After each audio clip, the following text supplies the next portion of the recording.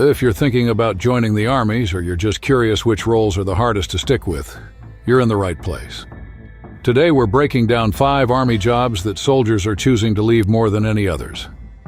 I didn't just go around asking people what jobs they didn't like. Instead, I went straight to the numbers, specifically the ones with the highest reclassification rates. For those who don't know, reclassing happens when a soldier changes from one MOS to another, usually because their current role just isn't working for them anymore. And that kind of decision says a lot.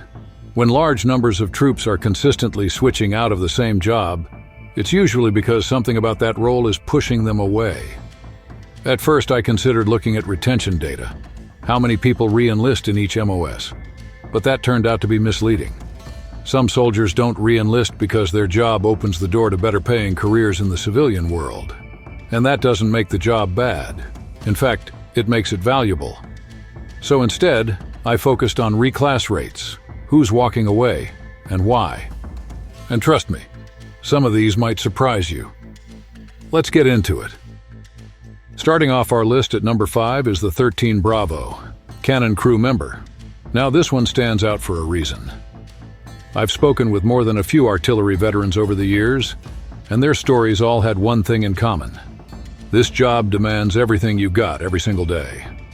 These soldiers operate and maintain howitzers, massive guns that provide devastating fire support on the battlefield. They load rounds, calculate targeting data, move ammo, and maintain the big guns. It's intense, physical, and crucial to combat success. But that intensity comes at a price. The job is brutal on the body.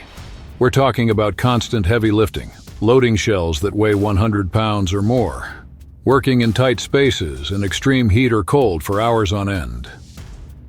After a while, that physical toll adds up. Knees, backs, shoulders, they all take damage. I've seen good soldiers break down early in their careers and because their bodies just couldn't take it anymore. Then there's the noise. You're around constant artillery fire, which means hearing protection is a must. And even then, you're still dealing with ringing ears and headaches. On top of that, a lot of 13 Bravos feel like the skills they learn don't transfer easily to the civilian world. Unless you want to go into demolition or construction, it's hard to find a job that values your ability to load and fire a howitzer. It's a tough, honorable job, but one that a lot of people decide not to stick with. Moving on to number 4, the 92 Fox, or Petroleum Supply Specialist, also known as fuelers. These soldiers are the lifeline of the Army's logistics network. Without them, the tanks don't move, the helicopters don't fly, and the generators don't run.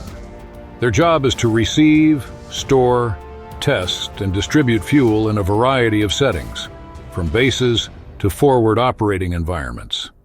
It sounds simple enough, but here's where things get tough. First, the job can get repetitive. Day after day, it's fueling this, testing that, running lines, checking valves. For some, the routine becomes a grind. It's not the kind of job that changes up much from one deployment to the next. A lot of soldiers find themselves craving more excitement, or at least some variety. Second, it's dangerous. You're dealing with fuel and flammable chemicals every single day. One small mistake could lead to a fire or explosion. And then there's the exposure to fumes, to spills, to harsh working conditions out in the open. It wears you down mentally and physically. And again, just like 13 Bravo, the job doesn't always open civilian doors. Sure, you can work in fuel logistics, but most of those jobs are in industries like trucking or energy, and they often require extra certifications or don't pay all that well. So many 92 Foxes end up reclassing after their first contract, looking for a path with more opportunities both in and out of uniform. Coming in at number 3 is one that actually surprised me, the 15 TUH-60 helicopter repairer. I've always respected aviation mechanics. These are the folks who keep our Black Hawks in the air. They inspect, troubleshoot, and repair everything from rotors to transmissions to electrical systems. If a Black Hawk goes down in combat, it's a serious situation. And the responsibility of keeping those aircraft airworthy falls on these mechanics. So, why the high reclass rate? Well, for starters, it's a high-pressure job.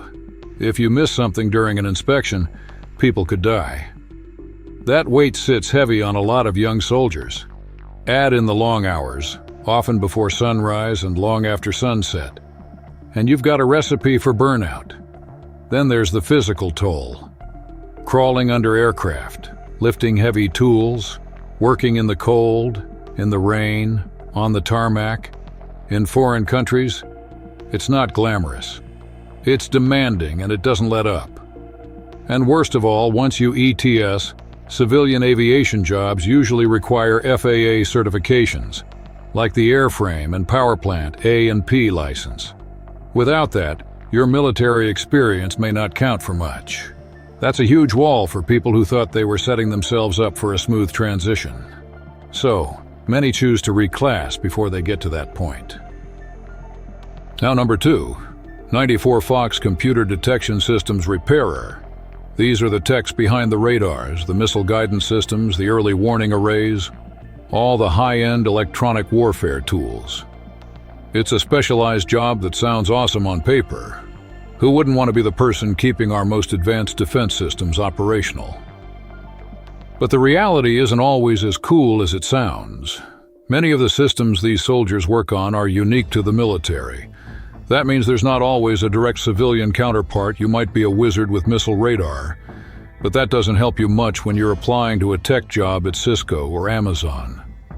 And unfortunately, the training doesn't usually include industry-standard certifications like CompTIA Security Plus or Cisco's CCNA, unless you pursue them on your own time. Another issue is job placement. If you're not assigned to a unit that actually uses those systems, you could end up doing menial tasks that have nothing to do with your MOS. Imagine spending months learning how to maintain a Patriot missile system, only to end up doing motor pool inventory. So, a lot of soldiers in this role reclass into cyber, signal, or other IT-focused MOSs where they can earn industry certs and build real-world experience. And finally is number 1. The job with the highest reclassification rate in the entire Army is 19 Delta Cavalry Scout. Now, I know what some of you are thinking. No way, Cav Scouts are hardcore. They're elite. That can't be true. And I agree. Cav Scouts are tough. They're the eyes and ears of the battlefield. They conduct recon missions, engage in direct combat, and operate in small mobile teams behind enemy lines. But here's what happened. In early 2024, the Army underwent a major restructuring effort. The goal was to modernize the force for large-scale combat operations and deal with manning imbalances. As a result, some MOSs were identified as being overstaffed, and 19 Delta was right at the top of that list. So what did the Army do? They started offering reclassification incentives, bonuses, faster promotions, guaranteed training slots, to get Cav Scouts to transition into other roles. And a lot of them took that deal. It doesn't mean the job is bad.